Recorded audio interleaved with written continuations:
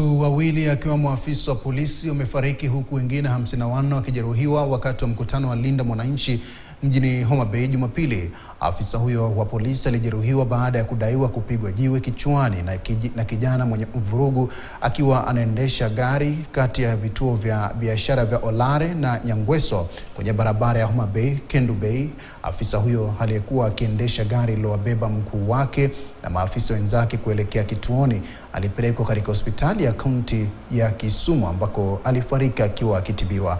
Kamanda wa polisi wa kaunti ya Homa Bay Lawrence Koilema amethibitisha tukio hilo. Katika tukio jingine lilohusishwa pia na mkutano huo, mwanamke mmoja mkazi wa Homa Bay alifariki baada ya gari kumgonga na kumkanyaga katika eneo la CBD mjini Homa Bay alipokwenda kushuhudia mkutano huo. Jumla ya watu 54 walijeruhiwa akiwemo afisa wa polisi 8 na raia 46. Usiku kwa giza hatujui nini inaweza tokea.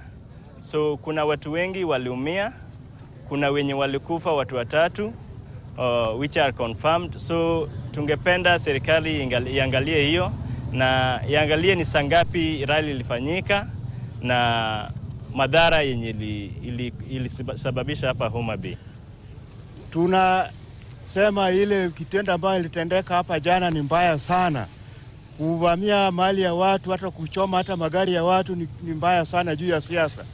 Siasa ile Raila aliwacha ni siasa ambayo ni watu wanakuwa huru na kusema ile ambao wanataka. Na hii siasa ambayo inakuja ambayo sasa hawataki watu waseme ama watu wasungumuze ama watu waingie katika nchi fulani. Sijui kama watu wetu pia vile iko siasa wanasema ni wa ODM, si wao pia wataenda Kakamega. Watu wa Kakamega pia watawaonea hao. Ni mbaya sana vile walitenda. Tunaomba siasa ikuwe siasa ya amani. Hii siasa tumeona sio siasa inaweza peleka nchi mbele ama inaweza peleka kaunti mbele. Watu wanagombana ni watu walikuwa pamoja, ni watu wa Raila.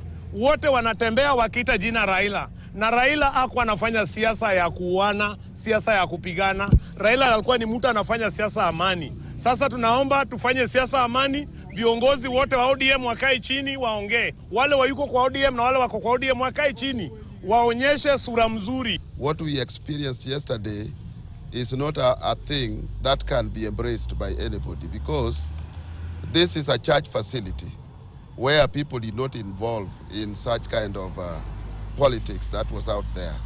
But they managed to come into the headquarters of this field and destroyed the office. And even the people who are in the office who are working there were injured. Even their blood is still there on the floor. We have nowhere now to work.